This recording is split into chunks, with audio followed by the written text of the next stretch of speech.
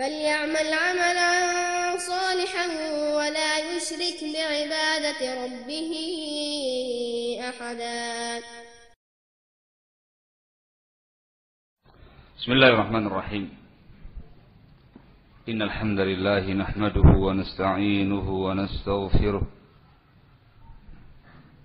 ونعوذ بالله من شرور أنفسنا ومن سيئات أعمالنا. من يهده الله فلا مضل له ومن يضلل فلا هادي له. وأشهد أن لا إله إلا الله وحده لا شريك له وأشهد أن محمدا عبده ورسوله. يا أيها الذين آمنوا اتقوا الله حق تقاته ولا تموتن إلا وأنتم مسلمون.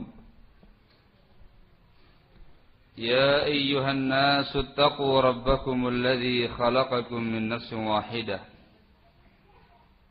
وخلق منها زوجها وبث منهما رجالا كثيرا ونساء. واتقوا الله الذي تساءلون به والأرحام إن الله كان عليكم رقيبا. يا أيها الذين آمنوا اتقوا الله وقولوا قولا سديدا يصلح لكم أعمالكم ويغفر لكم ذنوبكم ومن يطع الله ورسوله فقد فاز فوزا عظيما. أما بعد فإن أصدق الحديث كتاب الله وخير الهدي هدي محمد صلى الله عليه وعلى آله وسلم وشر الأمور محدثاتها فإن كل محدثة بدعة وكل بدعة ضلالة وكل ضلالة في النار. أيها الناس khanafitina azzakumullah. Salah satu dari usul syarr, sumber-sumber kejahatan, sumber-sumber kejelekan, sumber-sumber penyimpangan, bahkan kekufuran adalah tindakan tasyabbuh bil kuffar, menyerupai orang-orang kafir. Oleh sebab itu, tidak heran kalau kemudian kita dapati dalam sekian banyak ayat dan sekian banyak hadis Rasul alaihi salatu wassalam yang mengingatkan kita untuk tidak tasyabbuh, menyerupai orang-orang kafir, melarang kita untuk ittiba'ul kuffar, mengikuti orang-orang kafir. Dikarenakan memang bahaya yang ditimbulkan oleh sikap tasyabbuh itu tidak semata-mata berkaitan dengan perubahan akhlak, tapi lebih daripada itu bisa menjerumuskan pelakunya kepada tindakan kekufuran kepada Allah Subhanahu wa ta'ala.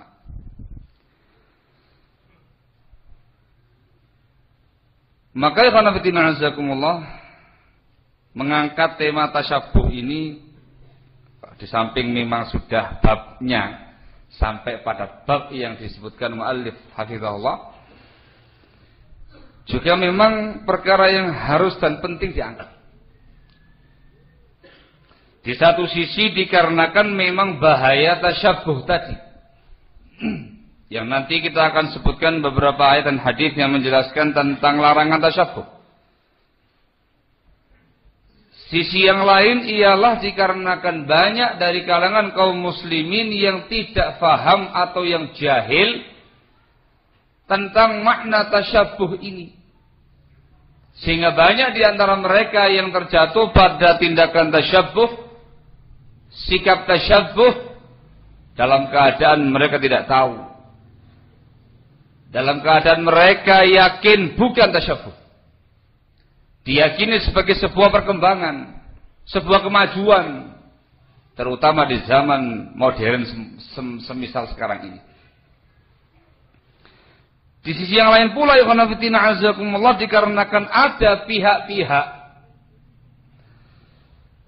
dari kalangan pemuka-pemuka Islam, tokoh-tokoh Islam, intelektual Muslim, atau mungkin dai-dai dan semisalnya, yang tidak transparan dalam menjabarkan makna tasyabbuh yang semestinya, yang bisa dinyatakan lebih banyak menjurus kepada upaya menyudutkan perkara-perkara yang sesuai dengan sunnah Rasulullah SAW.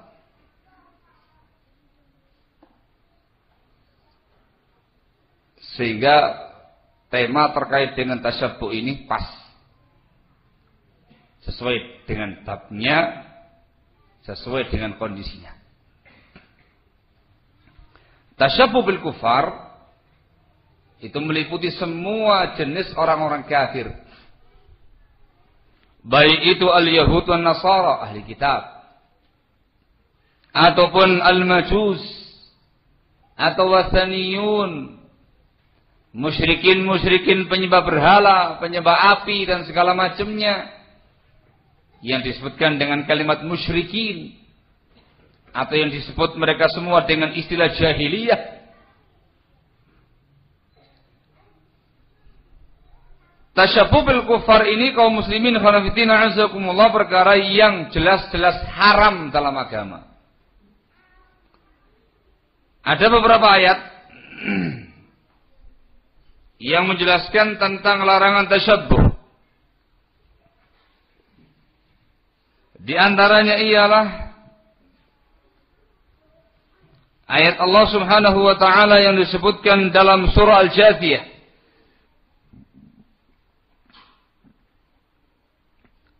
Ayat yang ke-18. Allah Subhanahu wa taala menjelaskan, "Tsumma ja'alnaka 'ala syari'atin minal amri fattabi'ha wa la tattabi' ahwa'a alladziina la ya'lamun." Kemudian kata Allah, kami jadikan untukmu, kami letakkan untukmu wahai Nabi alaihi salatu wassalam syariat. Kami jadikan engkau di atas sebuah syariat dari urusan agama yang mulia ini. Fattabi'ha, maka ikutilah syariat tadi. Wala tattabi' ahwa'a alladzina la ya'lamun. Dan kamu jangan mengikuti hawa nafsu orang-orang yang tidak punya ilmu tadi. Hadza huwa syahid. Yang dimaksudkan dengan alladzina la ya'lamun, orang-orang yang tidak punya ilmu, disebutkan oleh Ibnu Taimiyah rahimahullah dalam bukunya Iqtida Shiratal Mustaqim, ay kullu man khalafa syari'atah, setiap orang yang menyelisihi syariat Nabi kita Muhammad alaihi salatu wassalam. Dalam ayat ini Allah Subhanahu wa taala melarang umat Islam, melarang kaum muslimin untuk ittiba'ul ahwa, mengikuti hawa nafsu orang-orang yang tidak punya ilmu, orang-orang yang menyelisihi bimbingan syariah. Yang dimaksudkan dengan hawa nafsu di sini ialah masih pada ucapan Ibn Taimiyah rahimahullah, ialah ma alaihil musyrikun min hadiyihim al-zahir, apa yang ada pada kaum musyrikin dari penampilan zahir mereka, alladhi huwa min mujibati dinihimul batil, penampilan zahir yang merupakan konsekuensi agama mereka yang batil. Wa tawabi'u dzalik, dan hal-hal yang mengikuti perkara tadi. Fahum yafuna, Maka kaum musyrikin ini menginginkan hal tersebut. Dan menginginkan kaum muslimin untuk menyepakati mereka pada apa yang mereka inginkan tadi. Oleh karena itulah kata beliau, orang-orang kafir merasa bahagia, merasa senang ketika kaum muslimin menyepakati mereka pada sebagian urusan-urusan agama mereka. Ila akhiri kalami. Tegas menunjukkan larangan mengikuti apa yang ada pada kaum musyrikin.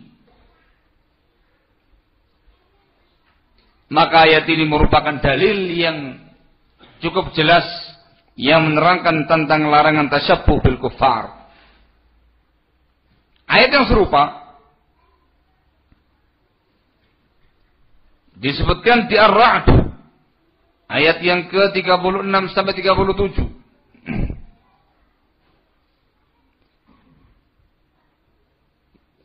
Allah Subhanahu wa taala menyatakan dalam firman-Nya,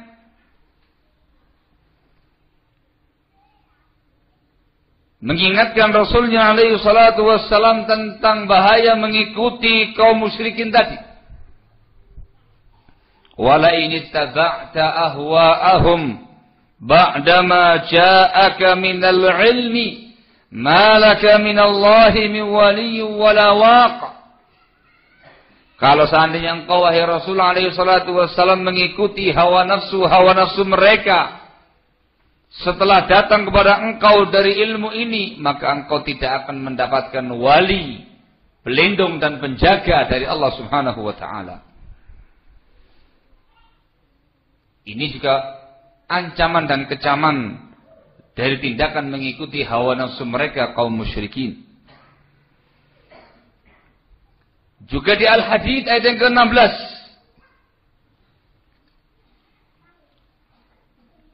Allah menyatakan, alam ya'ni lil ladzina amanu an takhsha'a qulubuhum li dzikrillahi wa ma nazala minal haqq wa la yakunu kalladzina utul kitaba min qablu fatala 'alaihimul amadu faqasat qulubuhum wa katsirun minhum fasiqun. Bukankah sudah saatnya bagi orang-orang yang beriman untuk khusyuk hati mereka terhadap zikir kepada Allah, khusyuk untuk berzikir kepada Allah dan apa yang Allah turunkan dari kebenaran, dan mereka jangan seperti ini, larangannya diinginkan. Dan mereka jangan seperti orang-orang yang diberi kitab sebelumnya. Telah panjang masa atas mereka, maka keraslah hati-hati mereka, dan kebanyakan mereka adalah orang-orang yang fasik. Pada kalimat wala yakunu kalladzina utul kitaba min qabl, maka mereka jangan seperti ahli kitab sebelum mereka. Disebutkan oleh Ibnu Taimiyah rahimahullah, nahyun mutlaqun an musyabahatihim. Di situ ada larangan mutlak dari tindakan tasyabbuh kepada mereka. Dan secara khusus larangan tasyabbuh dengan mereka dalam bab kerasnya hati karena tidak berzikir. Ibnu Katsir rahimahullah dalam tafsirnya ketika menerangkan ayat di atas Al-Hadid ayat yang ke-16, beliau menegaskan, walihada nahallahu al-mu'minin ayyatashabbahu bihim fi syai'in minal umuril asliyah wal far'iyyah. Oleh karena inilah Allah Subhanahu wa taala melarang kaum mukminin menyerupai mereka. Melarang kaum mukminin tasyabbuh dengan mereka di dalam satu perkara saja dari perkara-perkara pokok atau perkara-perkara cabang. Perkara-perkara prinsip atau perkara-perkara ahkam. Ayat yang sangat tegas melarang tasyabbuh dengan kaum kufar. Ini sejumlah ayat. Dan masih baca lagi ayat yang lain, untuk bisa melihat dalam kitab Iqtida' Siratal Mustaqim Mukhalafat Ashabil Jahim karya Ibnu Taimiyah rahimahullah. Adapun hadis Cukup banyak riwayat hadis yang disampaikan oleh Rasulullah SAW yang menjelaskan kepada kita larangan tasyabbuh bil kufar. Di antaranya hadis yang disebutkan oleh muallif Syekh Ali Al-Haddadi hafizahullah pada bab ke-27 dari kitab beliau ini. Qala al-muallif hafizahullah pada babnya al-hadharu minat tashabbuhi bi ahli kitab. Peringatan tasyabbuh dengan ahli kitab. An Nabi Sa'id Al-Khudri radhiyallahu taala anhu. Anna Nabi sallallahu alaihi wa ala alihi wasallam qala. Dari Abu Sa'id Al-Khudri radhiyallahu anhu bahwasanya Nabi alaihi salatu wasallam bersabda, "La tattabi'unna sanana man kana qablakum." La tattabi'unna sanana man qablakum. Shibran bi shibrin wa dhira'an bi dhira'in. Hatta law salaku juhra dabbin la salaktumuh. Qulna ya Rasulullah, al-yahud wan nasara? Qala faman? Rawahu al-Bukhari wa Muslim. Yang artinya, la tattabi'unna, sungguh kata Rasul, kalian akan mengikuti. Di sini Rasul menyebutkan takkid, penekanan dengan dua penekanan sekaligus. Yang pertama dengan lamut taukid, la tattabi'unna. Lam taukid yang mengandung makna penekanan. Ditambah lagi dengan nun taukid tsaqilah, la tattabi'unna,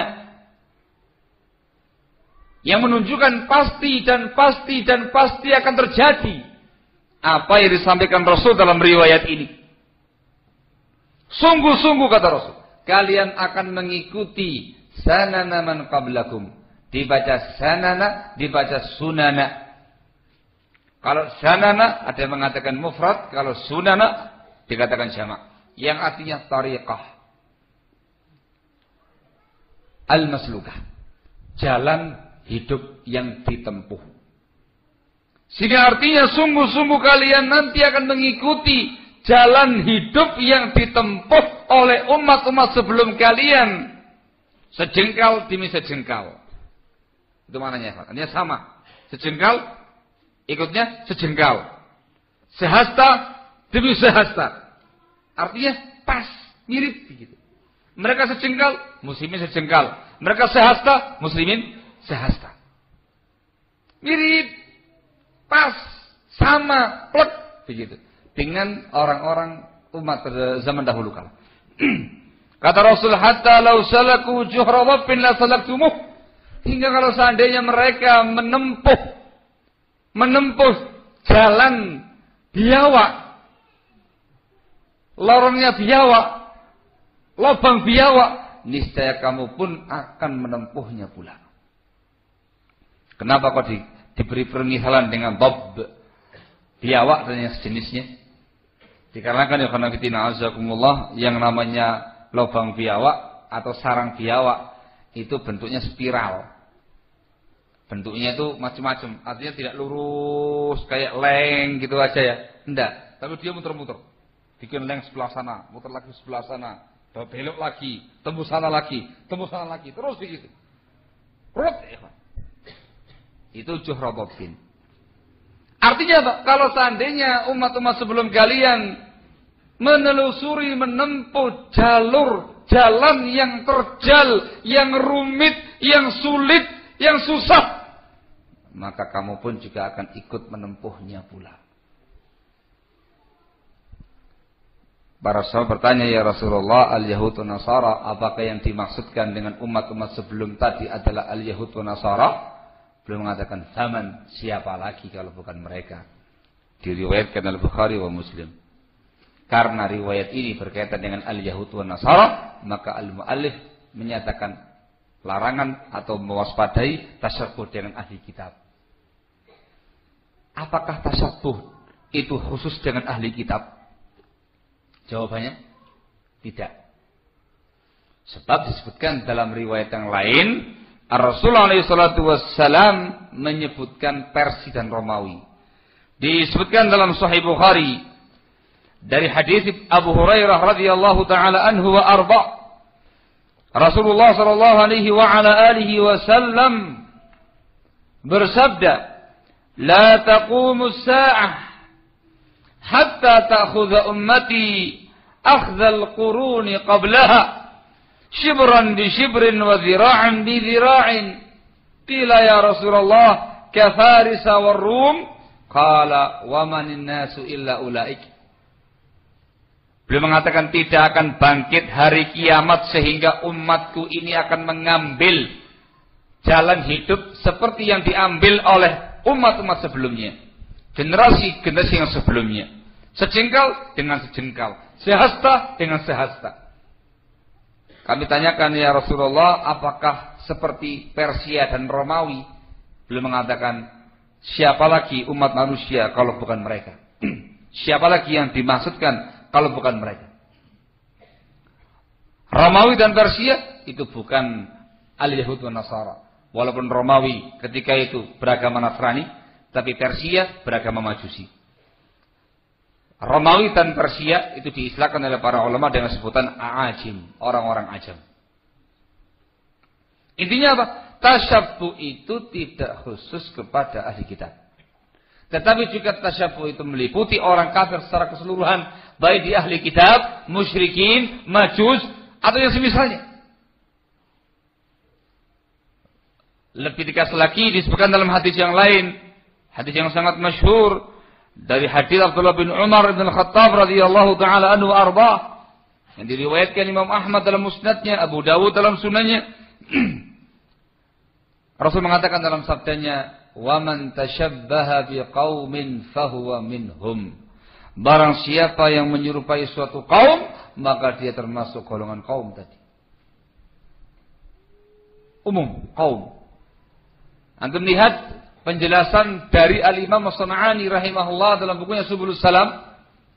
Ketika menjelaskan riwayat ini, beliau menyebutkan bahwasanya hadis ini melarang kita tasyabbuh, menyerupai orang-orang kufar, baik ahli kitab atau musyrikin, juga larangan tasyabbuh dengan orang-orang fasikin, munafikin. Kata-kata kaum itu umum. Yang kafir, yang ahli bid'ah, yang munafik, yang fasik, yang ashabul ma'asi, semua tidak boleh. Ini hadis ya ikhwan jayyid, dan jika datang dari sahabat Hudzaifah ibn al-Yaman dan Tabrani, dan juga Abu Waqid al-Laythi inda Ahmad wa Tirmidzi wa ghairuhum, sehingga dia hadis yang sahih. Wa man tashabbaha biqaumin fahuwa minhum. Barang siapa yang menyerupai suatu kaum, maka dia termasuk golongan mereka. Ringkasnya, larangan tasyabbuh itu tidak ditujukan kepada ahli kitab saja, tapi juga ditujukan kepada segenap orang-orang kafir. Juga larangan tasyabbuh itu tidak khusus kepada orang-orang kafir saja, tapi juga umum berlaku kepada kaum munafikin, kepada ashabul ahwa'i wal bid'ah, juga kepada ashabul ma'asi wal dzunub, pelaku dosa, orang-orang fasik, ahli maksiat. Dengan hadis terakhir yang tadi saya bacakan, wa man tasyabaha biqaumin fahuwa minhum. Larangannya meliputi mereka semua, barakallahu fikum. Baik. Khairuddin azakumullah. Tasyabbuh dalam bidang apa yang dilarang? Sebagian pihak meyakini tasyabbuh dengan orang-orang kafir atau yang semisal mereka itu hanya dalam perkara-perkara prinsip akidah mereka saja. Menyerupai akidah kufar haram. Menyerupai agama kufar haram. Jawabannya larangan tasyabbuh di sini tidak khusus pada akidah mereka, tetapi juga umum. meliputi semua bab-bab yang ada, baik dalam perkara akidah, perkara prinsip, perkara ubudiyah, perkara ibadah, atau perkara yang lain.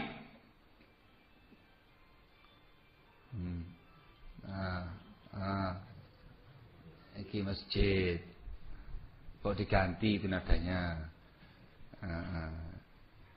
Ini masjid. Masjid Salafiyin lagi. Baik.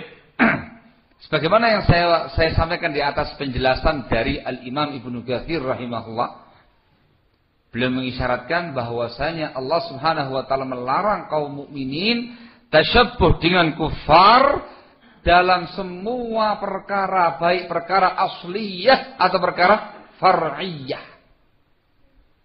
Perkara pokok, perkara mendasar, perkara prinsip atau perkara ahkam. Juga disebutkan oleh Syekh Abu Nasr Muhammad ibn Abdil al-Imam hafizahullah ta'ala wa ra'ah dalam kitab beliau Tahdzirul Bashar min Ushul Syarr, tatkala membicarakan tentang bab tasyabbuh ini, beliau mengatakan wa tashabbuhul muslimina bil kuffar yashmulu tashabbuha bihim fi umuril aqidah, al-ibadah, al-muamalah, al-akhlaq. Tasyabbuh dengan orang-orang kafir di sini meliputi tasyabbuh dengan orang-orang kafir dalam perkara akidah, dalam perkara ibadah, dalam perkara muamalah, dalam perkara akhlak, semuanya. Semuanya, ikhwan.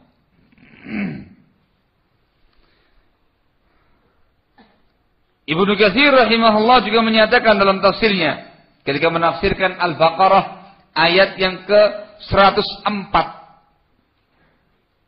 Beliau menegaskan nahallahu ta'ala ibadahul mu'minin ayyatashabbahu bil kafirin fi maqalihim wa fi'alihim.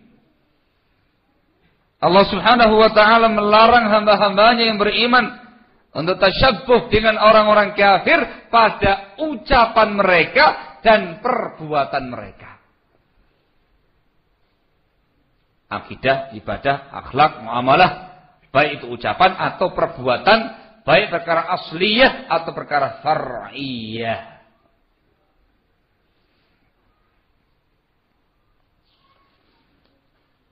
Al-Syekh Al-Allamah Al-Muhaddits Muhammad Nasiruddin Al-Albani rahimahullah di dalam kitab beliau Jilbab Al-Mar'atil Muslimah di halaman yang ke-161 dan setelahnya, beliau membawakan sekian banyak hadis, sekian banyak riwayat-riwayat yang menjelaskan larangan tasyabbuh bil kufar dalam semua bab, terutama dalam bab-bab ahkam. Beliau sebutkan hadis larangan tasyabbuh dengan kufar dalam bab salat terkait dengan bab azan. Sejarah disyariatkannya azan. Rasul menolak permintaan sahabat yang menggunakan trompet, yang menggunakan penabuh dan segala macamnya, dikarenakan itu menyerupai ahli kitab.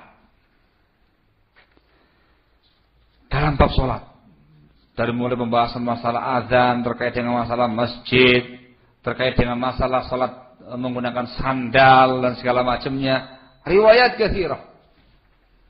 Dalam pembahasan masalah jenazah, pembahasan masalah puasa, pembahasan masalah haji, pembahasan masalah menyembelih hewan-hewan, pembahasan tentang masalah makanan-makanan, sampai urusan pakaian, urusan hiasan, dandanan-dandanan.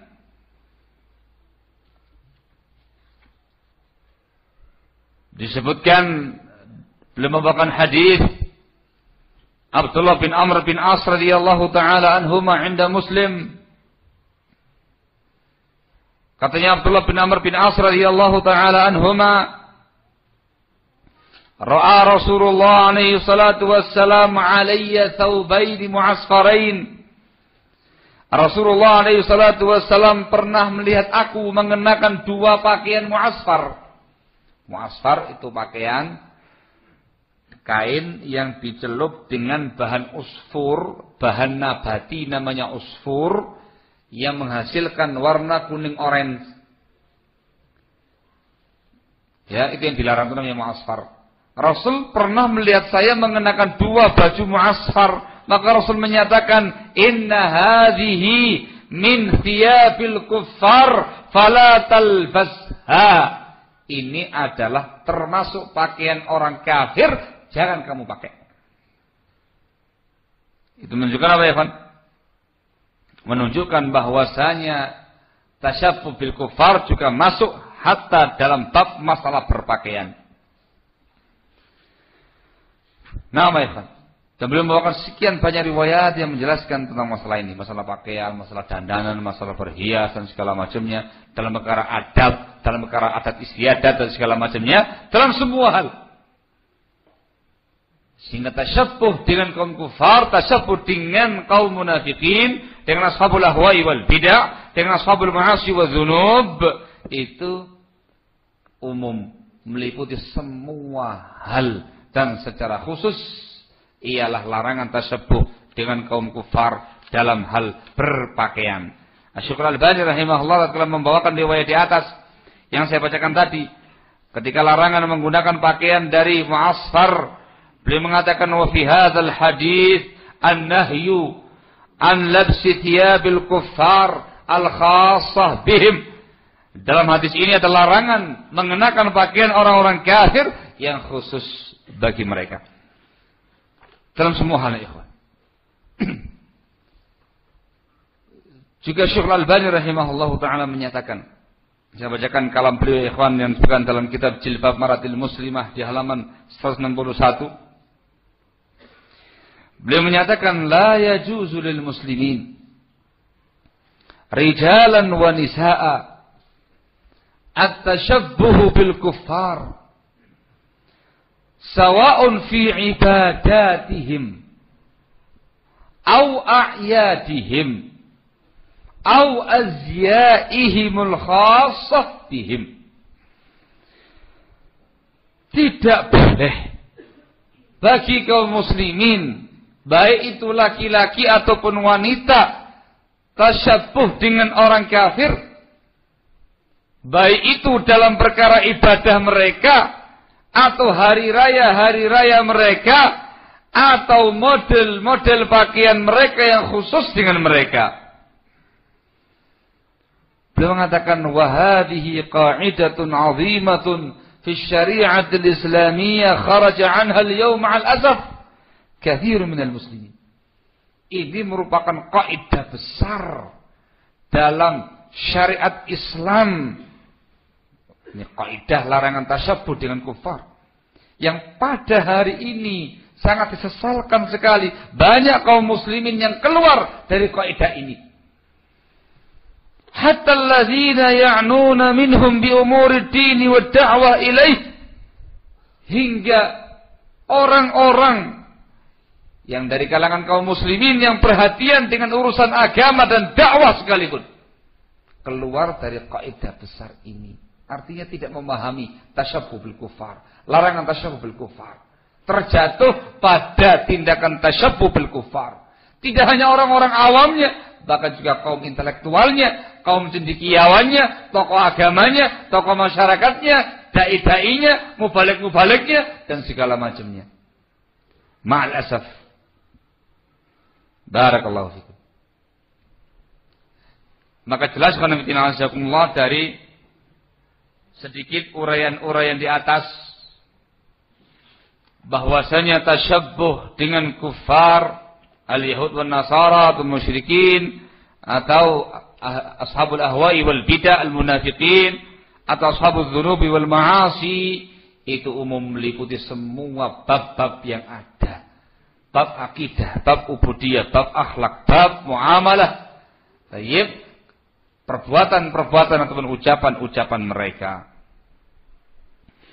Kemudian barakallahu fikum yang perlu dipahami di sini terkait dengan hadis yang disebutkan muallif hafizahullah yang berisikan berita bahwasanya umat ini akan mengikuti umat-umat sebelumnya. Yang perlu dipahami khabar dari Rasul ini bukan legalisasi untuk tasyabuh. Jadi paham ya? Tatkala belum memberitakan kamu nanti sungguh-sungguh akan mengikuti jalan hidup umat sebelum kalian, sejengkal demi sejengkal, sehasta demi sehasta, itu bukan berarti legalisasi. Oh, Rasul berarti membolehkan tasyabuh. Tidak. Tetapi khabar ini isinya adalah ancaman. Disebutkan oleh Syekh Al-Haddadi dalam syarahnya, beliau menyatakan ikhbarun Nabi sallallahu alaihi wasallam anna hadhihi al-ummata satattabi'u al-yahuda wan nasara la yadullu 'ala al-iqrar war ridha wa innama akhbarana tahdziran wa tanbiha wa man salaka tariqan najati naja wa salim. Berita Rasulullah SAW bahwasanya umat ini akan mengikuti al-Yahud wan Nasara tidak menunjukkan ikrar dan keridhaan. Ya, tidak menunjukkan legalisasi. Tapi beliau memberitakan kita sebagai tanbih dan tahdzir, memberikan peringatan kepada umatnya supaya mereka berhati-hati dan waspada dari tasyabuh tadi. Dan barang siapa yang menempuh jalur keselamatan, maka dia akan selamat. Barakallahu fikum. Hada wadah. Kemudian barakallahu fikum, perkara yang terpenting di sini adalah apa makna tasyabuh yang dilarang? Apa makna tasyabuh yang dilarang? Apa dhabitnya? Apa kaidahnya tasyabuh yang dilarang itu?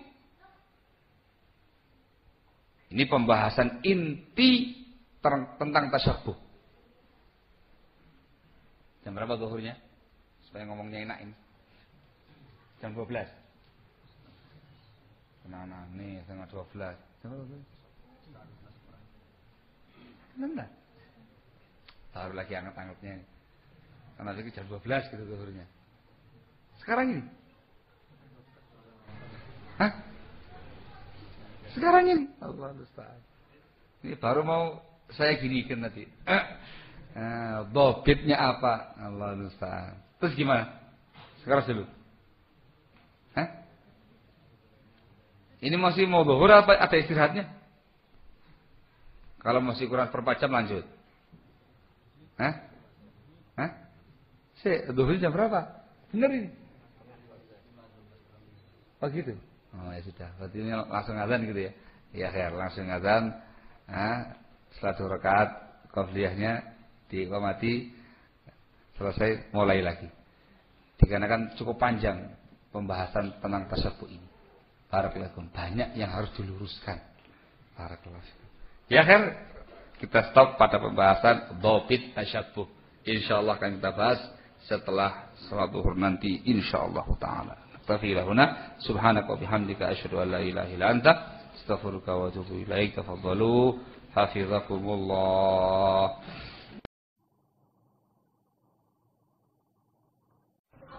Bismillahirrahmanirrahim. Alhamdulillah wassalatu wassalamu ala Rasulillah wa ala alihi wa sahbihi wa mawala.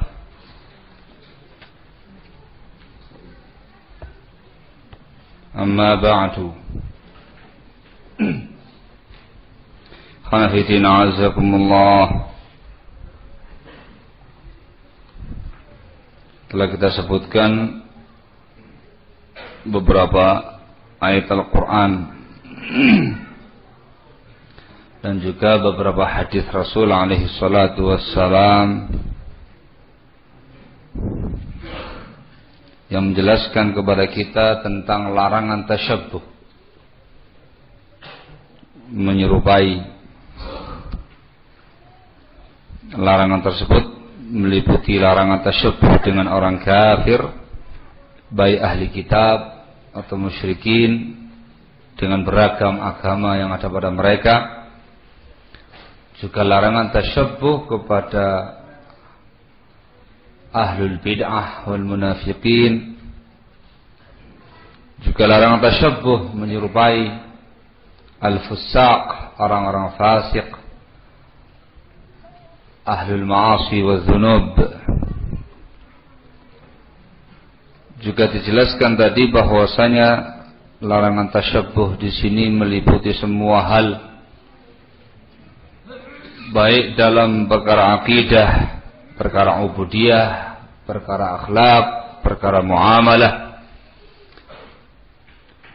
baik yang bersifat ucapan ataupun yang bersifat tindakan perbuatan.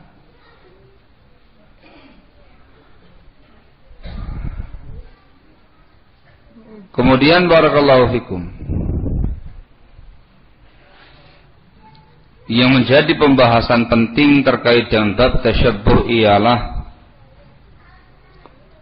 tentang masalah dhabitut tasyabbuh. Dhabit, ketentuan, kaidah sesuatu dinyatakan tasyabbuh yang terlarang.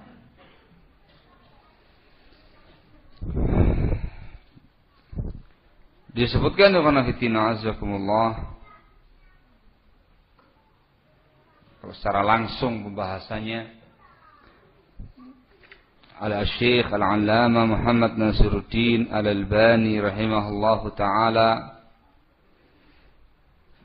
dinukil oleh Ummu Salamah As-Salafiyah Al-Abbasiyah, istrinya Syekh Muqbil bin Hadi rahimahullah pada masa hidupnya, dalam risalah yang berjudul Al-Fatwa fi Zinati Binti Hawa. Beliau menukil, Ummu Salamah menukil penjelasan dari Syekh Muhammad Nasiruddin Al-Albani rahimahullahu taala.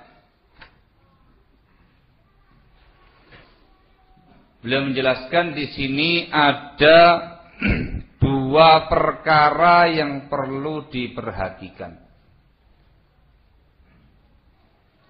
Yang pertama ialah an-nahyu 'anit tasyabbuh. Larangan tasyabbuh.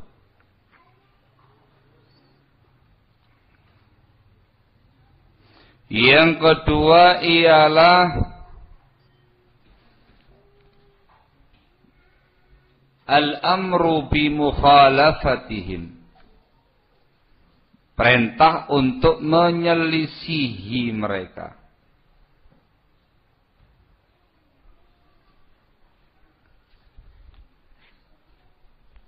Larangan tasyabbuh babnya tersendiri.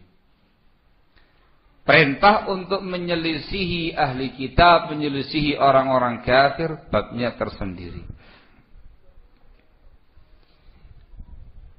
Adapun dhabit tasyabbuh ialah at-tasyabbuhu bihim fil umuril mukhtassati bihim. Menyerupai mereka pada perkara-perkara yang menjadi ciri khas mereka. Al-umur al-mukhtassah bihim, al-umur al-khassah bihim. Pada perkara-perkara yang khusus pada mereka. Perkara-perkara yang merupakan ciri khas mereka.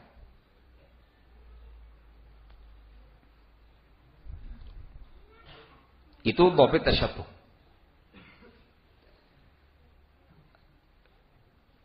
Dari sini khonaqatina azakumullah, tidak semua yang datang dari orang kafir itu dilarang.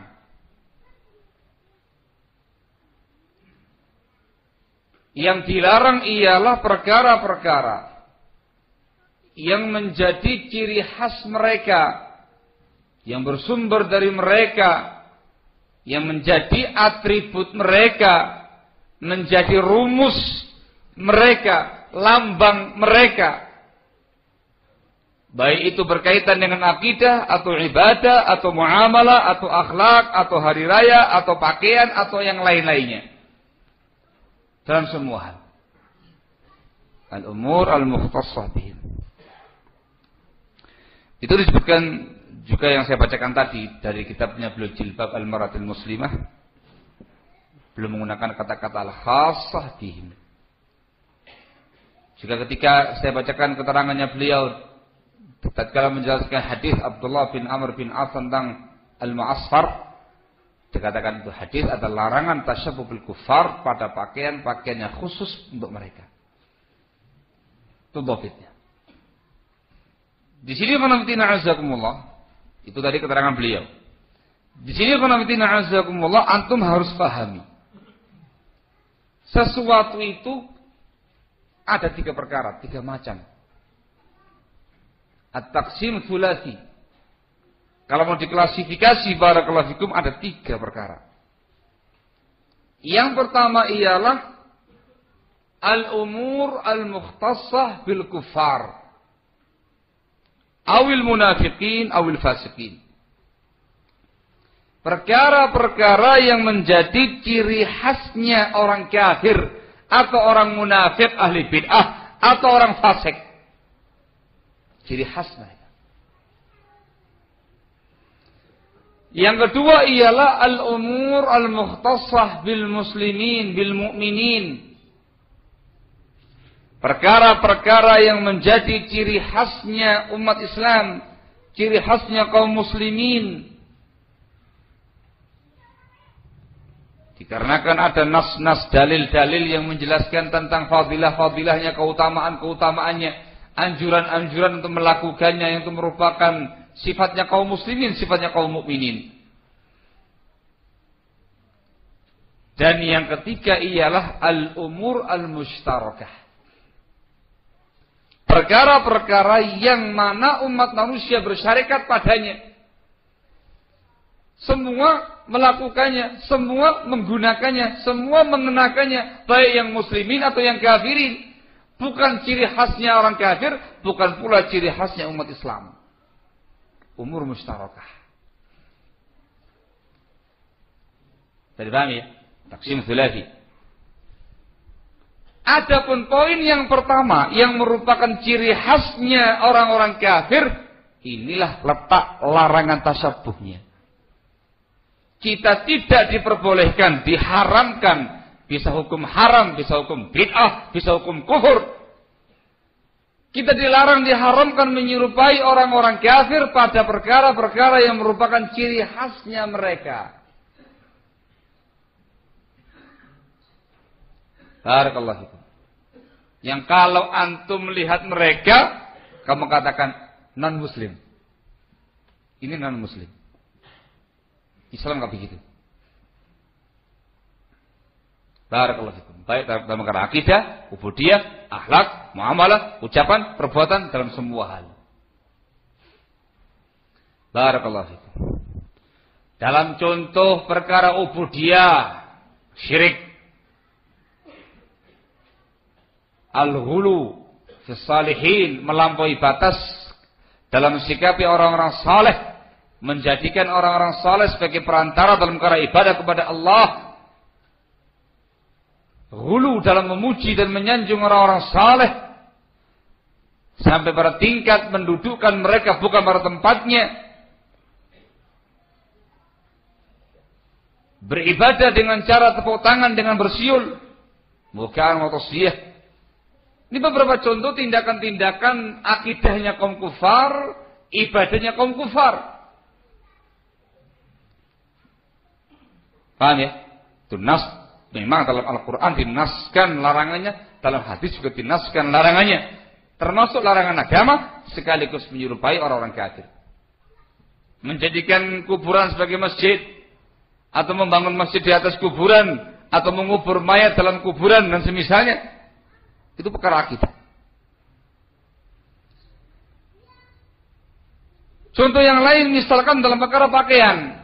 Yang dicontohkan oleh para ulama, pakaian yang tasyabbuh bil kufar ialah pantolon. Dhabitnya pantolon ialah celana yang membentuk lekak-lekuk tubuhnya dia. Lekak-lekuk yang bagian bawahnya dia. Sehingga terbentuklah auratnya dia. Itu pantolon. Tidak peduli dari bahan apa. Mau dari bahan tisu, mau dari bahan suwek ya. Mau dari bahan kulit, mau dari bahan apapun, yang namanya pantolon yang membentuk lekak-lekuk tubuh. Termasuk dalam bentuk pantolon celana jeans. Itu diantaranya, termasuk celana jeans. Gitu fasihnya ya. Kurang fasih kayaknya. Hah? Barakallahu. Itu banyak para ulama kita kibar. Semenjak zaman dahulu kala sampai sekarang ini yang tegas menyatakan haramnya laki-laki dan wanita menggunakan pantolon baik dari bahan jeans atau bahan-bahan yang lain.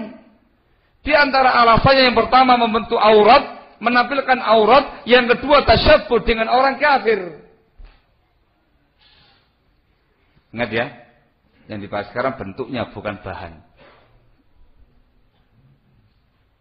Maka ketika ada seorang muslim yang menggunakan pantolon, itu dikatakan haram. Yang pertama dikarenakan membentuk aurat, dan yang kedua dikarenakan tasyabbuh bil kufar. Disini. Barakallahu. Dan contoh yang lain, antum bisa melihat bagaimana keterangan para ulama terkait dengan masalah ini. Kemudian satu hal yang antum harus camkan baik-baik. Sesuatu itu ketika sudah dihukumi dalam Islam termasuk ciri khasnya orang kafir. Ya, saya ulang lagi, sesuatu itu kalau sudah dihukumi dalam Islam termasuk ciri khasnya orang kafir, di mana kita tidak boleh tasyabbuh dalam perkara tadi, itu tidak akan berubah menjadi ciri khasnya kaum muslimin ketika banyak umat Islam yang melakukannya. Amin. Kalau sesuatu itu sudah menjadi ciri khasnya orang kafir, jeans misalkan, pantolon misalkan, dan semisalnya, sudah dinyatakan oleh para ulama kita, difatwakan oleh mereka, dinaskan oleh mereka, termasuk tasyabbuh bil kufar, karena ciri khasnya orang kafir tidak bisa berubah menjadi ciri khasnya kaum muslimin dengan alasan banyak umat Islam yang melakukannya. Pahami ini. Kalau ternyata banyak kaum muslimin yang melakukannya, itu berarti musibahnya, balaknya, maksiatnya, dosanya sudah mulai merebak dan menyebar di kalangan umat Islam. Bukan kemudian berubah menjadi, kalau begitu sudah bukan lagi ciri khasnya orang kafir.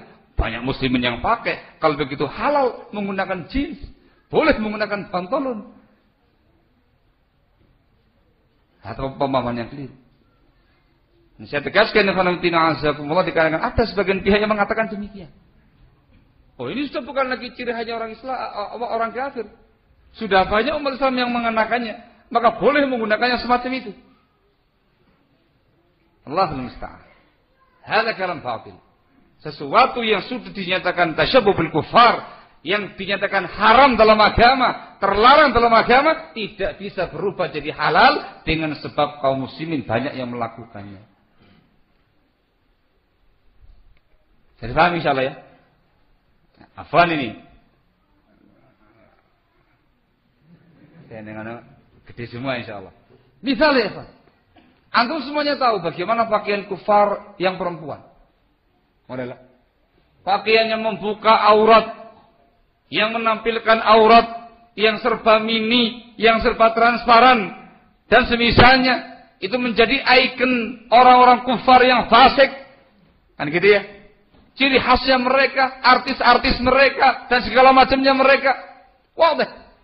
Diharamkan dalam agama dikarenakan membuka aurat, menampilkan syahwat dan semisalnya, juga ada unsur tasyabuh dengan mereka. Maka tidak boleh umat Islam menggunakan semacam itu di luar rumah atau di depan selain suaminya. Kan gitu ya. Apa ini? Yang semacam ini tetap dikatakan haram ila yaumil qiyamah. Haram sampai hari kiamat, walaupun ternyata banyak muslimah di zaman sekarang ini yang menggunakan seperti itu. Tidak ada satu orang pun yang berani menyatakan, dan memang nggak pernah kedengaran di kalangan ulama kita yang mengatakan berubah hukumnya. Loh kenapa? Sudah bukan lagi ciri khasnya orang kafir. Nyatanya saya masuk ke negara Indonesia, rata-rata muslimahnya mini-mini. Kalau begitu bukan ciri khasnya orang kafir lagi, berarti boleh muslimah menggunakan hal semacam itu di luar rumah. Ada yang mengatakan demikian? Ada yang mengatakan demikian? Tidak ada yang mengatakan demikian. Kecuali konsekuensi ucapan sebagian pihak tadi. Allahumma musta'an. Tidak ya ikhwan ya. Itu kaidah besar yang kita harus pahami. Agama Islam sudah hatam, sudah sempurna. Yang haram, haram ila yaumil qiyamah. Yang namanya halal, halal ila yaumil qiyamah. Tidak berubah dengan tindakan banyak orang. Ini yang saya katakan hal-hal yang perlu diluruskan. Sangat mencengangkan ketika ada seorang tokoh agama, gelarnya doktor, mengatakan semacam itu. Sudah bukan lagi ciri khasnya orang kafir, yang dilarang itu yang ciri khasnya orang kafir. Kalau bukan ciri khasnya mereka, ya nggak ada masalah, boleh dipakai. Dengan tanpa dirinci.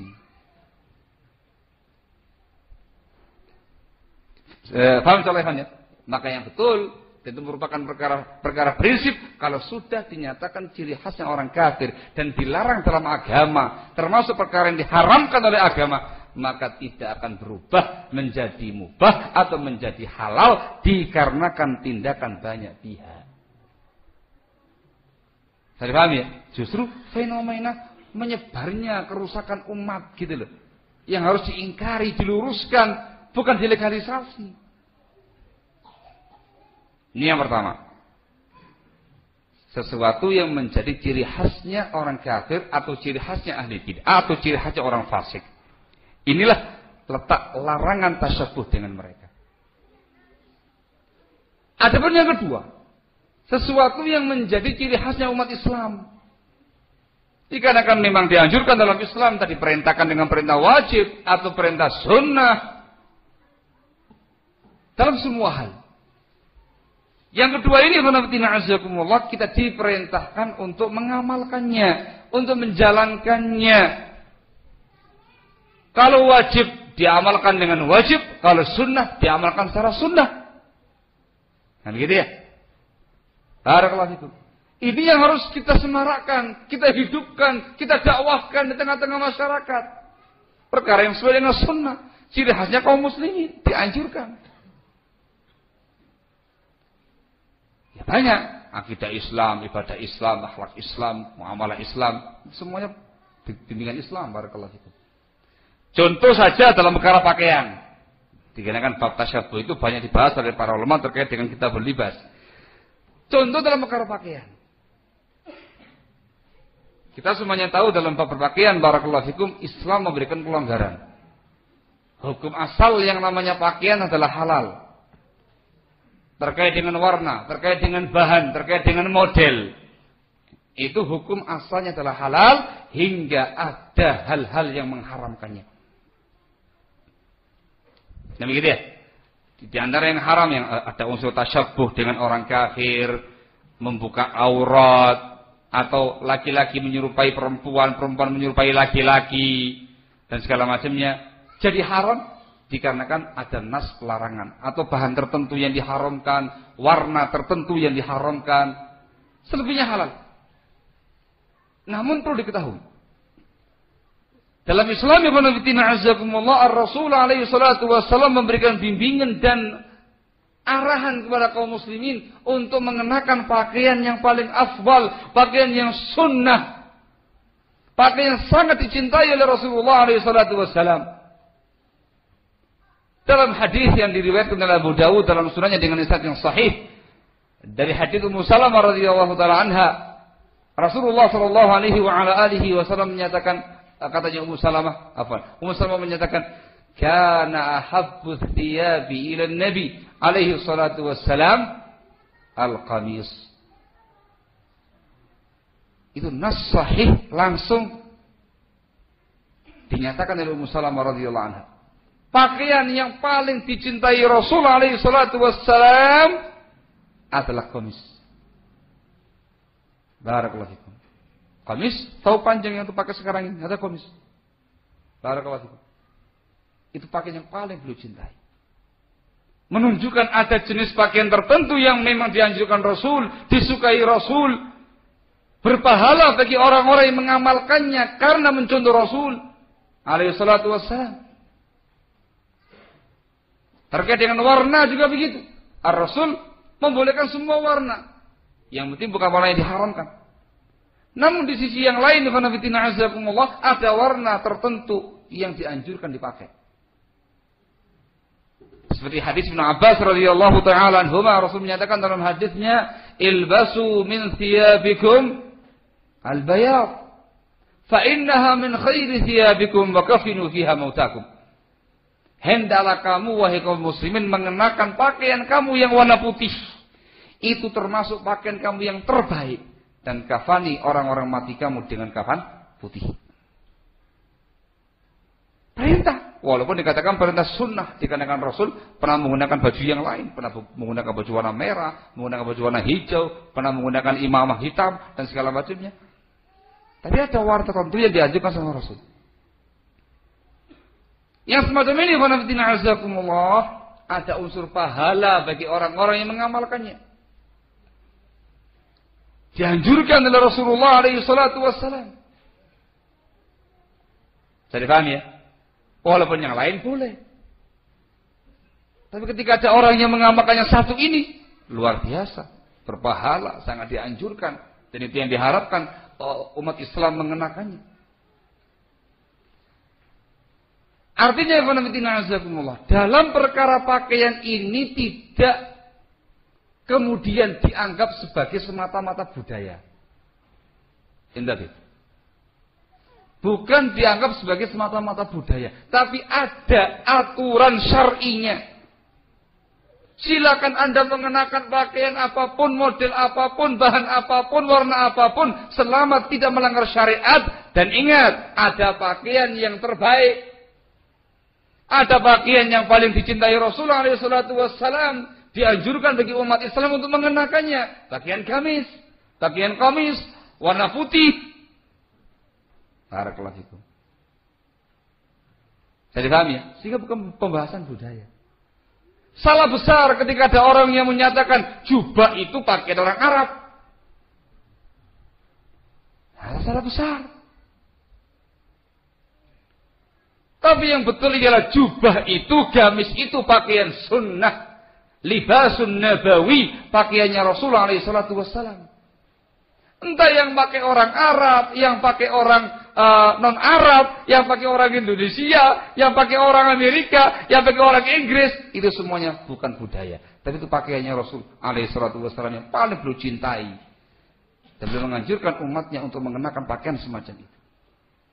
Bukan budaya. Jadi paham ya? Kemudian kaidah besar yang antum harus pahami baik-baik. Sebagaimana yang di awal tadi. Sesuatu itu kalau sudah disyariatkan dalam agama. Baik hukumnya wajib. Atau hukumnya sunnah yang dianjurkan. Itu dianjurkan sampai hari kiamat. Paham ya? Tidak berubah menjadi perkara yang dilarang ketika banyak orang-orang kafir yang menggunakannya. Ketika banyak ashabul ahwa'i wal bidah yang memakainya. Saya pahami? Yang namanya pakaian gamis, itu pakaian sunni, pakaian nabawi, ila yaumil qiyamah. Walaupun banyak kaum muslimin yang nggak pakai. Walaupun banyak pula dari kalangan orang-orang kufar, pendeta-pendeta kufar, pakai jubah. Walaupun banyak dari kalangan orang-orang yang menyimpang, pakai jubah. Walaupun jamaah tabligh pakai jubah. Ya, walaupun orang-orang Ahmadiyah pakai jubah. Walaupun orang Syiah pakai jubah. Walaupun mungkin dulu orang-orang musyrikin pakai jubah. Itu tidak kemudian berarti kalau kamu pakai jubah tasyabuh dengan orang musyrik. Loh kenapa? Mereka pakai jubah. Kalau kamu menggunakan jubah tasyabuh dengan Jamaah Tabligh, itu pakai jubah. Tasyabuh dengan Ahmadiyah, itu pakai jubah. Tasyabuh dengan siapa lagi? Syiah, pakai jubah. La haula wala quwwata illa billahil aliyyil azim. Tahu maknanya? Makna kalam kamu ini. Ya fulan, itu artinya kamu menuduh Rasulullah SAW tasyabuh dengan mereka semua. Itu pakaiannya Rasul, libasun nabawi, bukan budaya Arab. Barakallahu fiik. Sunnah sampai yaumul qiyamah. Walaupun tidak ada yang pakai. Sunnah sampai yaumul qiyamah, walaupun yang pakai adalah orang-orang yang enggak beres. Jadi paham ini? Tidak bisa berubah menjadi ciri khasnya orang kafir. Tidak bisa. Kenapa? Sudah bagus, sudah tetap dalam syariat, itu perkara yang dianjurkan. Agama sudah sempurna. Sempurna agama ya. Itu syariat. Sampai yaumul qiyamah nanti. Na'udzubillah min dzalik, ketika sebagian pihak yang berani menyatakan demikian. Berani mengatakan demikian. Budaya Arab. Dikatakan sebagai budaya Arab. Orang masuk surga itu tidak harus berubah seragam dengan bahasa seragam. Tidak harus. Kemudian menyudutkan pakaian sunnah yang satu ini. Jubah itu yang pakai orang-orang sufi. Dari Yaman lagi. Coba kamu lihat orang-orang tarim. Yang imamahnya muter-muter kayak gitu. Yang geleng-geleng kepalanya tahlilan. La haula wala quwwata illa billah. Yang pakai itu orang-orang Ahmadiyah. Orang-orang Jamaah Tabligh, orang-orang Syiah, dan segala macamnya. La haula wala quwwata illa billah. Ini pakaian sunni, ini pakaian sunni. Pakaiannya Rasulullah SAW. Tidak akan mungkin berubah menjadi ciri khasnya orang kafir selama-lamanya. Itu perkara syar'i sampai hari kiamat. Jadi paham ya? Kemudian bukan berarti ketika ada orang yang menggunakan pakaian syar'i ini, pakaian sunnah semacam ini, kemudian mengharamkan yang selain itu. Jangan salah paham. Ini yang afdal, ini yang terbaik. Yang lainnya silahkan. Hukumnya mubah. Dikarenakan memang tidak ada nas khusus yang melarang pakaian tertentu, kecuali yang ada larangannya. Silahkan mau pakai sarung, silahkan. Mau pakai baju koko, silahkan. Yang mau pakai baju hem silahkan. Yang mau pakai gamis lutut silahkan. Mau di bawah, di atas mata kaki silahkan. Jangan di bawah mata kaki, musbil, hukumnya haram. Silahkan. Semuanya silahkan. Tapi di situ ada pakaian-pakaian tertentu yang dianjurkan Rasulullah SAW. Ketika ada orang yang mengenakannya, ada orang yang menggunakannya, menyebarkannya, menyemarakkannya di tengah-tengah masyarakat, mestinya antum bangga, mestinya kamu suka, mestinya kamu senang, kamu ajukan jempol. Masya Allah si fulan mampu menghidupkan sunnah pakaian Rasul di tengah-tengah masyarakat ini. Kan begitu. Bukan kemudian diintimidasi, disudutkan dan segala macamnya. Itu tasyabuh dengan Ahmadiyah, tasyabuh dengan Jamaah Tabligh, tasyabuh dengan Syiah dan segala macamnya. La haula wala quwwata illa billah. Nabi. Barakallahu fikum. Jadi paham insyaallah ya. Ini perkara yang kedua. Sesuatu yang syar'i yang merupakan ciri khasnya kaum muslimin dikatakan memang ada bimbingan contohnya dari Rasul sallallahu alaihi wasallam, ada anjurannya dan segala macamnya, itu harus disemarakan. Dan yang sudah menjadi ketetapan syariat itu tidak akan berubah sampai hari kiamat. Ya, tidak akan berubah sampai hari kiamat. Adapun yang ketiga, perkara yang mustarakah. Bukan ciri khas masing-masing dan memang tidak ada nas pelarangan dalam agama, maka hukum asalnya adalah halal. Boleh-boleh saja. Barakallahu fikum.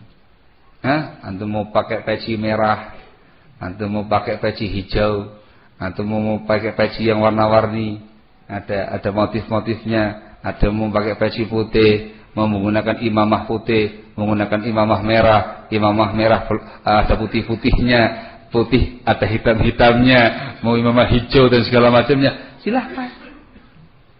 Tidak ada masalah. Barakallahu fikum.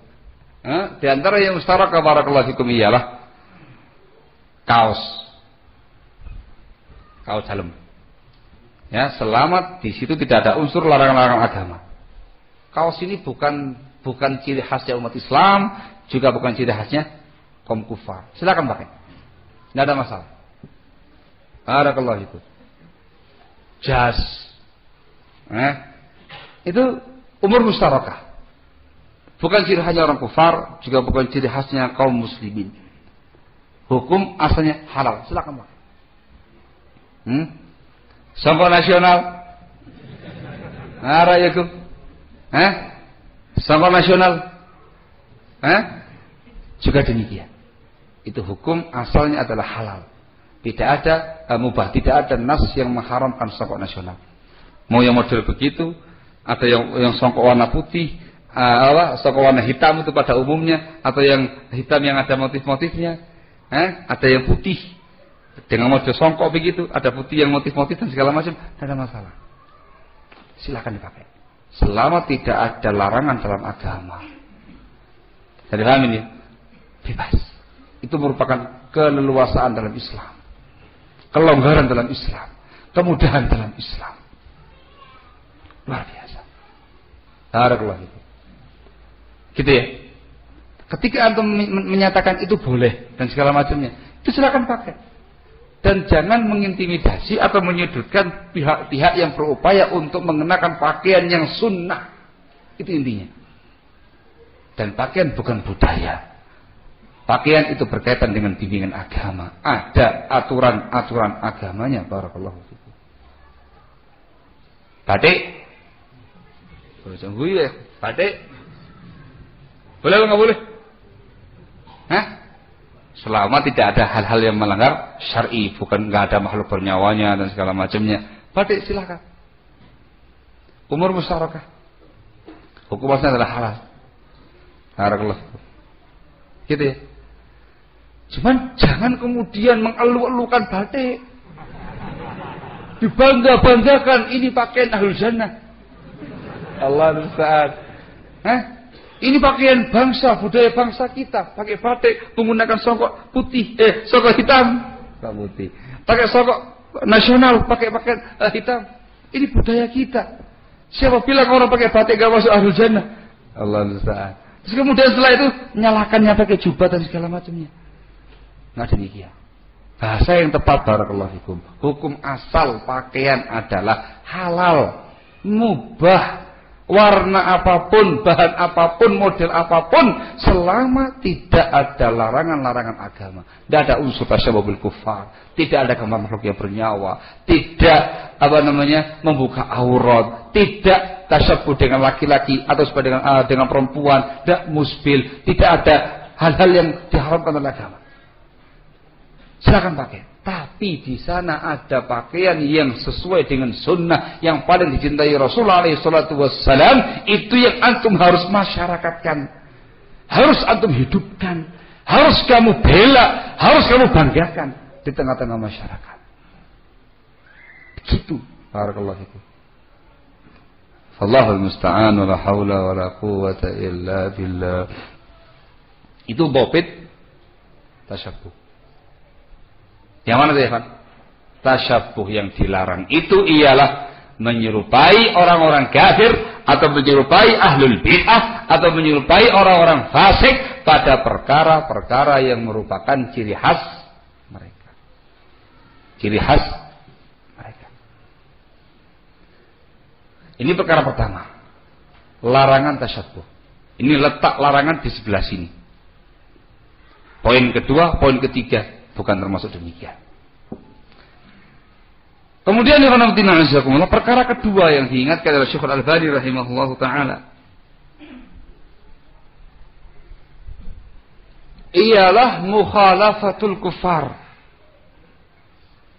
menyelisihi orang-orang kafir. Ini perkara yang lain yang harus diperhatikan oleh kaum muslimin. Bukan semata-mata tidak meniru mereka, tapi Islam mencanangkan prinsip yang kedua, harus menyelisihi mereka. Disebutkan dalam banyak riwayat, dalam banyak hadis oleh Rasulullah alaihi salatu wassalam.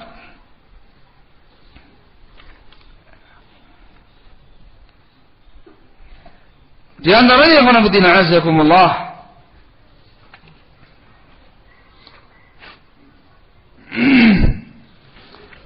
sabda Rasul alaihi salatu wassalam yang diriwayatkan oleh Al-Bukhari wa Muslim dari sahabat Abdullah bin Umar radhiyallahu taala anhuma, Rasulullah sallallahu alaihi wa ala alihi wasallam bersabda,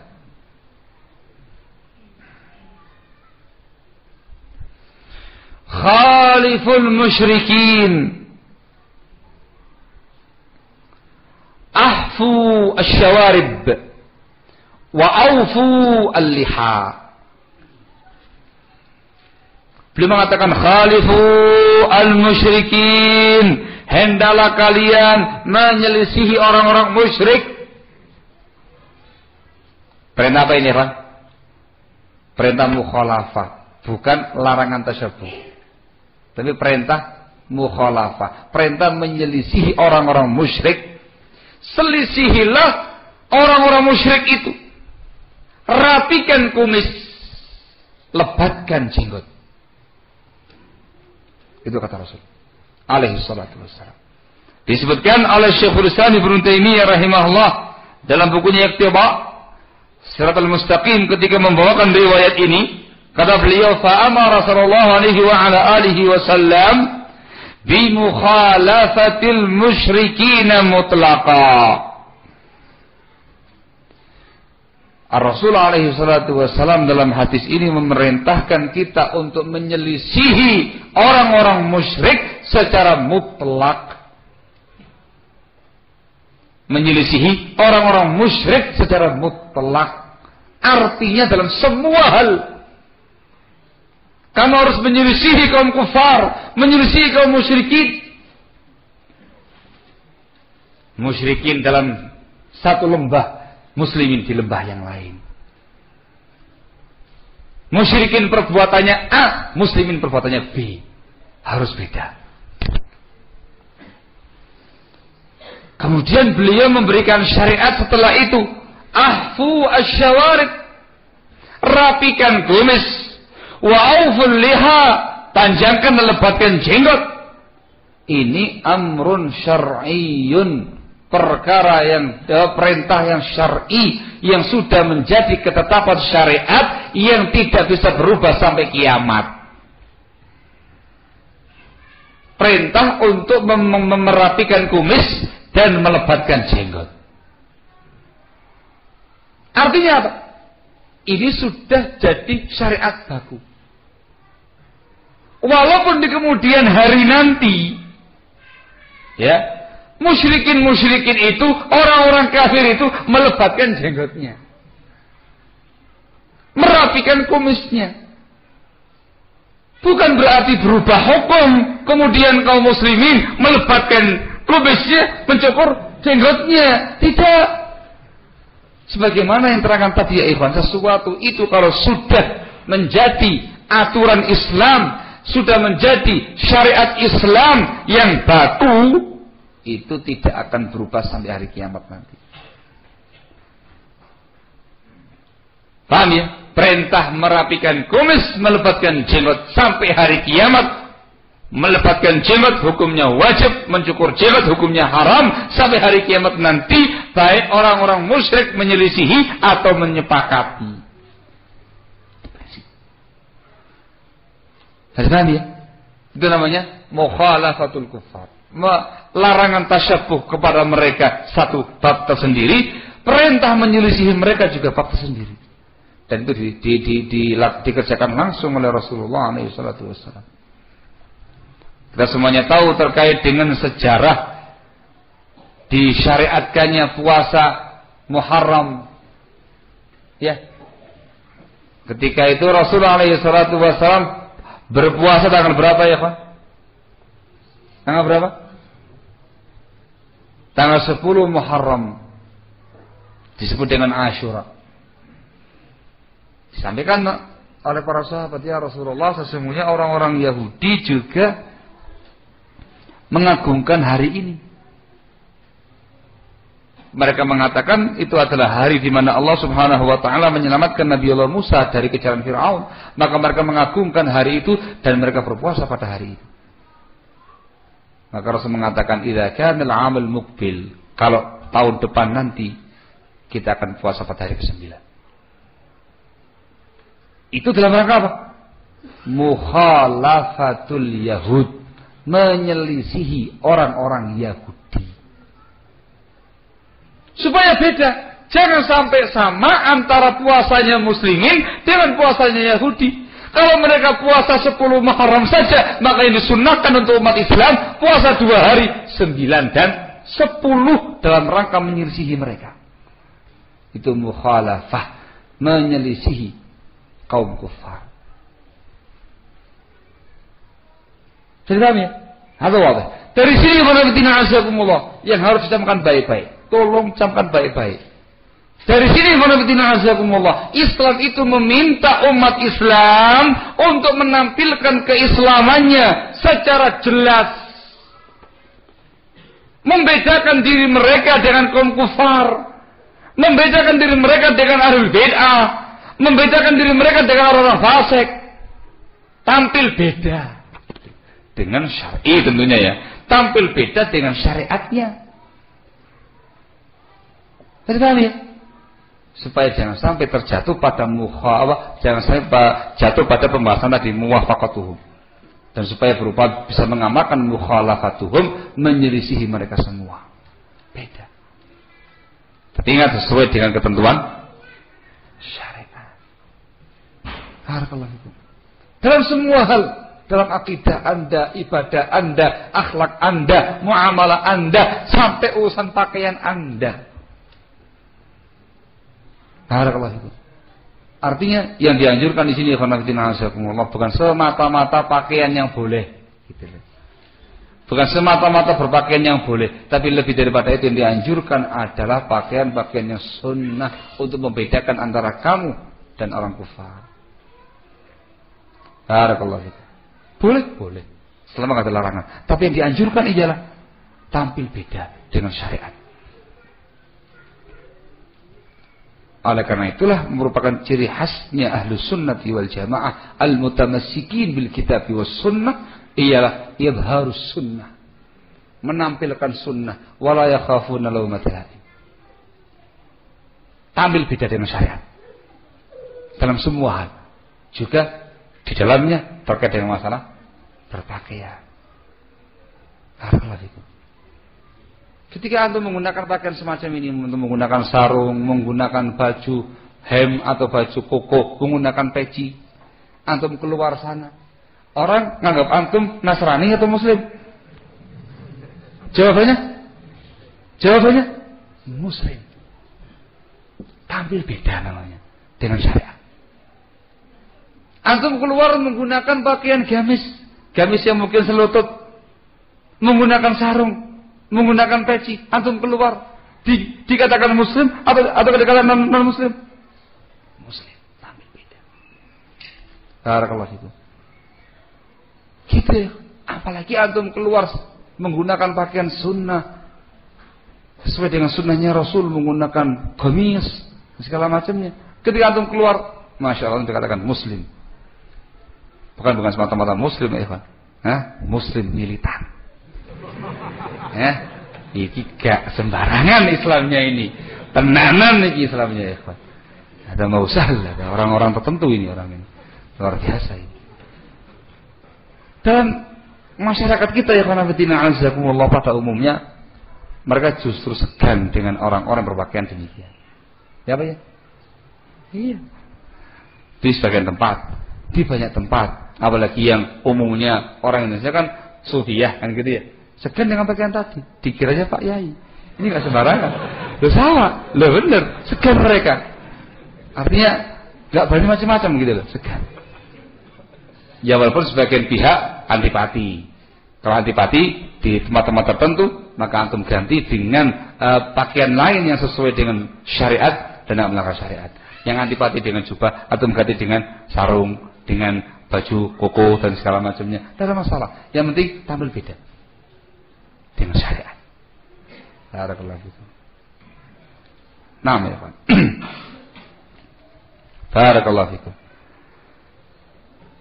Nah kalau kemudian khonafidina azakumullah, pakaian-pakaian yang sifatnya sunnah semacam ini tidak ditampilkan, barakallahu fikum, maka yang dikhawatirkan di khonafidina azakumullah ialah hilang sunnahnya Rasulullah alaihi salatu wassalam. Ciri khasnya ahlu sunnah adalah ini, tampil beda. Barakallahu fikum. Allahul musta'an, la haula wala quwwata illa billah. Yang sangat disayangkan, bermunculan orang-orang yang mengaku sebagai ahlu sunnah, mengaku sebagai salafiyin, mengaku mengibarkan bendera dakwah salaf. Barakallahu fikum. Tetapi tidak punya kemampuan, tidak punya semangat untuk menampilkan perkara-perkara yang sifatnya sunnah, terutama dalam bab pakaian. Barakallahu fikum. Tidak tampil beda di tengah-tengah masyarakat. Padahal Rasulullah nggak sampai menimbulkan perkara yang membahayakan. Atau sampai pada tingkat, dan ini lebih disayangkan lagi, ialah sampai pada tingkat orang-orang yang mengaku dirinya sebagai sunni, sebagai salafi, antipati kepada pakaian-pakaian sunnah, memojokkan, menyudutkan, merendahkan orang-orang yang menggunakan pakaian-pakaian sunnah dengan bahasa-bahasa sindiran yang melecehkan. Emangnya surga punya dia saja? La haula wala quwwata illa billah. Jangan bahas macam itu. Terus kalau orang pakai pakaian yang kayak gini-gini nggak masuk surga? La haula wala quwwata illa billah. Bukan itu ya akhi. Urusan itu bainahu wa bainallah sudah. Surga Allah yang, bukan kita urusannya. Tapi yang penting sekarang adalah ini orang sedang mengamalkan sunnah. Seakan-akan dia antipati, fobi dengan pakaian-pakaian semacam ini. Ini yang sangat disayangkan. Menggembosi pakaian sunnah. Ini sayangkan ya. Barakallahu fiik. Baru ngaji ganti seragam. Apa sih antum ini? Gitu. Seragam ya Pak. Baru ngaji ganti seragam. Tidak harus. Ahlul jannah itu tidak harus menggunakan pakaian semacam itu. Na'udzubillah min dzalik. Melecehkan. Saya tadi ngomong tasyabbuh dengan jamaah tabligh dan segala macamnya itu. Na'udzubillah min dzalik. Ini yang disayangkan. Kemudian dia mengeluh-elukan, dia membanggakan pakaian-pakaian daerahnya dia. Ya sunya mubah, silakan saja sih. Tapi seakan-akan dia mengilzamkan orang-orang yang menggunakan pakaian-pakaian sunnah sebagai orang-orang yang tidak bagus. Ini yang sangat disayangkan. Mestinya antum adalah orang-orang yang menebarkan sunnah, menampilkan sunnah. Barakallahu fikum. Bukan semata-mata sunnah dalam dakwah kalian, bukan semata-mata sunnah pada akidah kalian, atau pada ibadah kalian, atau muamalah kalian, atau akhlaknya kalian, tapi justru pada penampilan kalian.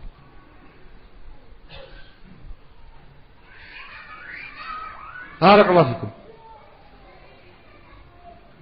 Bisa kita bayangkan, dikatakan sebagai seorang sunni, seorang salafi yang mutamassik bis sunnah, yang kokoh dalam sunnahnya, dia menggunakan pakaian semi-semi pantolon, kemudian atasnya menggunakan yang semi-semi batik, kemudian menggunakan jas, tayyib, nggak pakai apa-apa kepalanya, atau menggunakan sokok nasional, tampil di mana-mana. Apa haram? Tidak haram. Sokok nasional Apakah haram? Tidak haram. Menyerupai ahli bid'ah? Tidak juga. Yang semi-semi batik apa haram? Tidak haram. Apakah menyerupai ahli bid'ah? Tidak juga. Pantolon? Nah, yang itu. Barakallahu fikum. Ini yang melanggar sunnah. Ini yang melanggar agama. Barakallahu fikum. Mana saya nggak pantolon? Lebar, longgar. Longgar, lihat itu, longgar. Tidak kelihatan apa namanya auratnya dan segala macamnya. Iya. Barakallahu fikum. Bagus. Begitu lewat ada seseorang yang menggunakan pakaiannya sunnah, menggunakan jubah dan segala macamnya, langsung fobi, langsung benci. Ini yang mengganggu dakwah.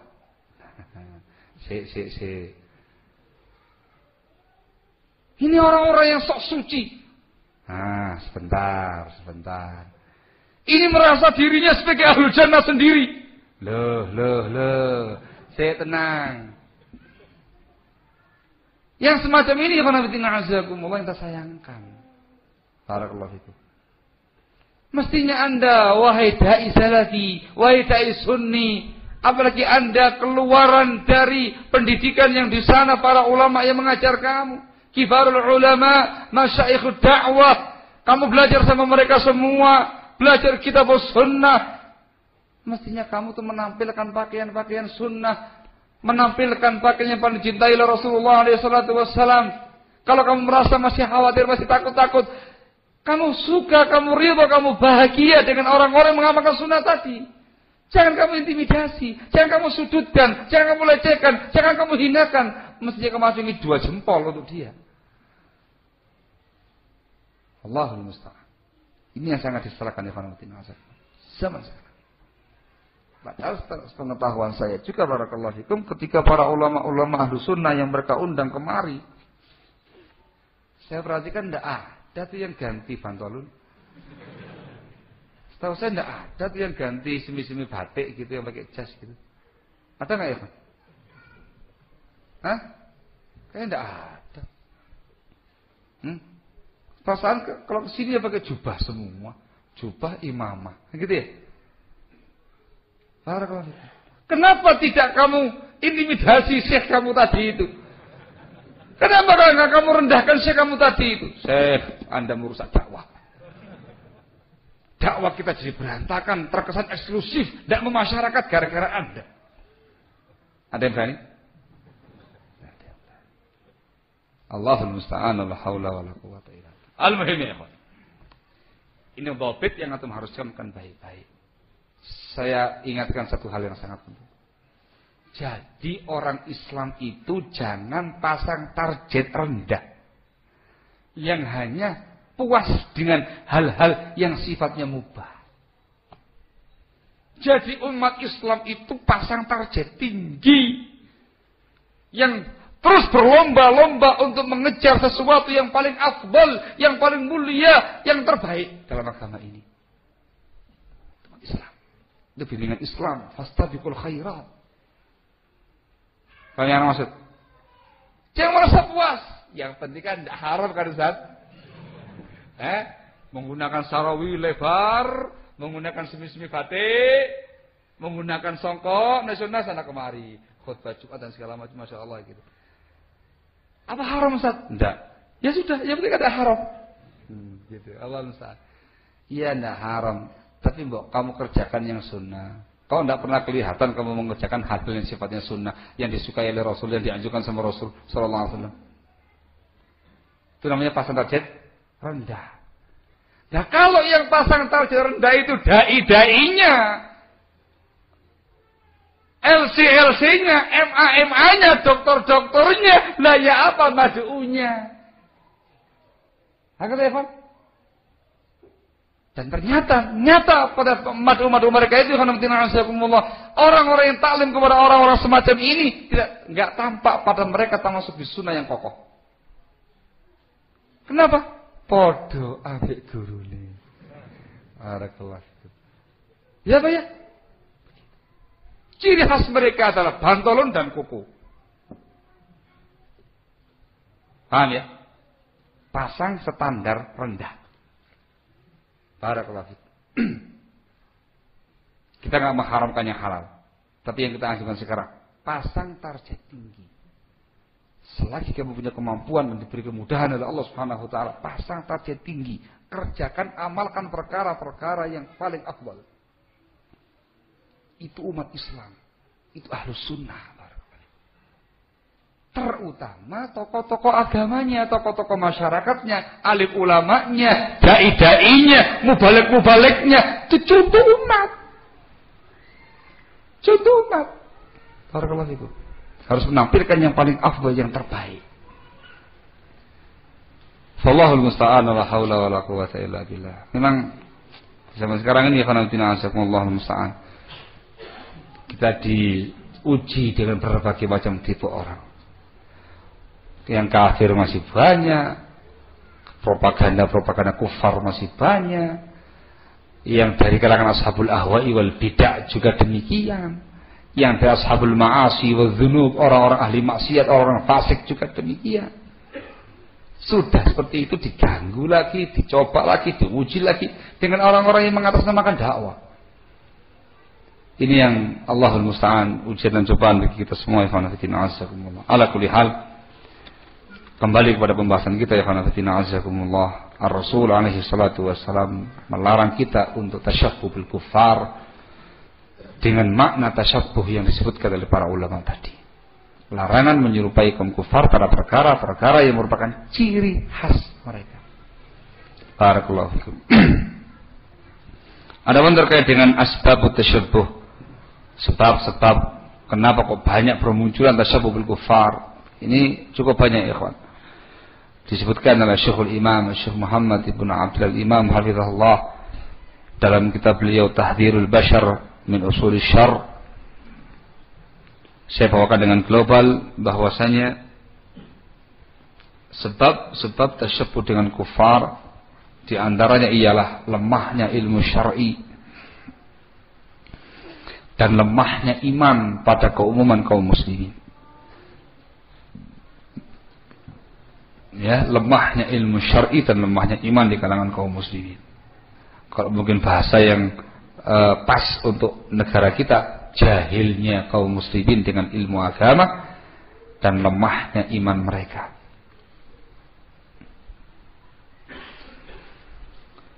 Sebab yang kedua, ikhwanatina azakumullah, propaganda kufar, makar kufar untuk merusak kaum muslimin. Mereka mengerahkan semua yang mereka miliki, harta, benda, sarana dan prasarana, makar dan segala macamnya untuk merusak kaum muslimin. Budaya-budaya kufar mereka susupkan ke berbagai macam media-media yang ada di kalangan kaum muslimin. Ini juga memiliki dampak yang sangat besar, yang membuat kaum muslimin merasa gandrung kepada mereka dan bahkan berkiblat kepada mereka. Sebab yang ketiga katanya beliau ialah kathratut tadakhul bainal muslimin wal kuffar. Interaksi yang sering antara kaum muslimin dan kaum kufar. Setelah interaksi akhirnya terjadi yang namanya tasyabbuh. Di sisi yang lain ada sebab yang keempat, barakallahu fikum. Seorang insan tabiatnya condong kepada sesuatu yang sesuai dengan dia. Ini yang harus dicamkan baik-baik. Seorang insan tabiatnya itu condong kepada hal-hal yang sesuai dengan dia. Kalau tabiatnya sudah tidak bagus, sudah jelek, maka dia akan mencari hal-hal yang jelek.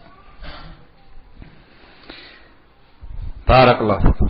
Tasyabbuh bil kufar ini khanafitina azakumullah menimbulkan mafsadat yang sangat besar.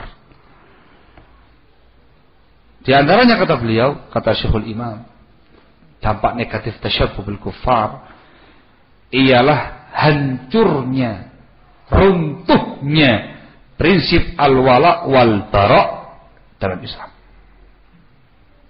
Runtuhnya prinsip al-wala wal bara dalam Islam. Mafsadat yang kedua ialah menyenangkan menggembirakan pihak al-Yahud wan Nasara.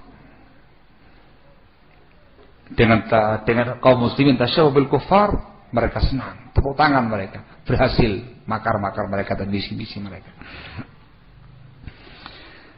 Dampak negatif yang ketiga ialah kerusakan yang menimpa kaum muslimin, baik kerusakan secara merata, secara total atau secara parsial pada bagian-bagian tertentu kaum muslimin.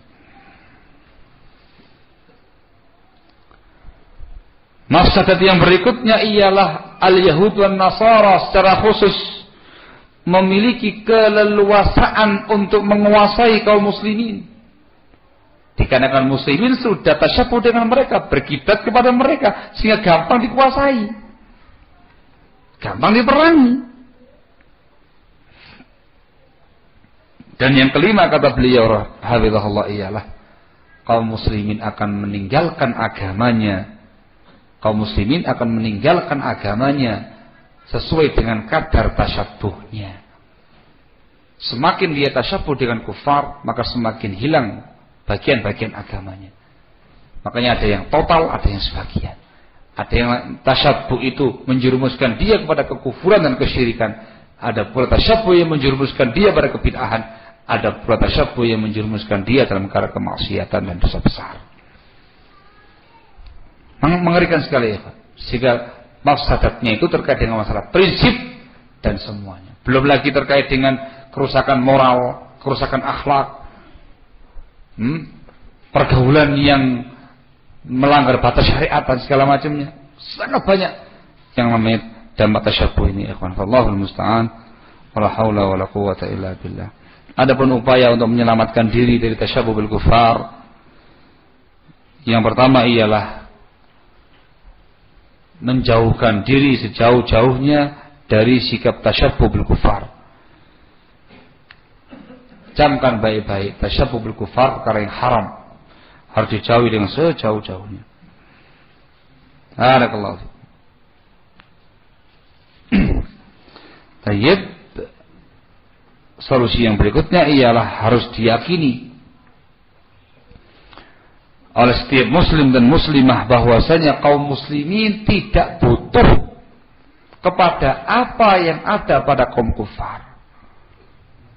Muslimin tercukupi dengan bimbingan agamanya, agama Islam yang mulia ini, dalam perkara akidahnya, ibadahnya, akhlak, adabnya, semuanya, muamalahnya, tercukupi dengan itu semuanya, sehingga tidak butuh dengan itu semua yang ada pada kaum kufar. Dan yang terpenting ialah membentengi diri dengan ilmu syar'i, ilmu agama Allah Subhanahu wa taala. Dikarenakan ilmu agama itulah yang mampu membimbing seseorang dengan taufik dari Allah ke jalur yang benar, bisa membedakan mana perbuatan kufar, mana yang bukan, mana yang tasyabbuh, mana yang bukan, ilmu syar'i. Kemudian memperkokoh iman dan takwa kita dengan al-amal bis sunnah, mengamalkan sunnah Rasul alaihi salatu wassalam dalam kehidupan sehari-hari, kita hidupkan, kita semarakkan dalam kehidupan kita dan masyarakat kita. Barakallahu fikum. Ini beberapa solusi penting terkait dengan masalah ini. Khairan azakumullah. Wallahu taala a'lamu bissawab. Sesungguhnya panjang kalau mau diuraikan dan dijabarkan ya khairan azakumullah. Tapi sekiranya apa yang disampaikan ini mudah-mudahan bisa menjadi pencerahan bagi kita semuanya. Jangan lupa ya, ada dua perkara. Tidak tasyabbuh dengan kufar, dan yang kedua, perintah untuk menyelisihi orang-orang kafir. Barakallahu fikum.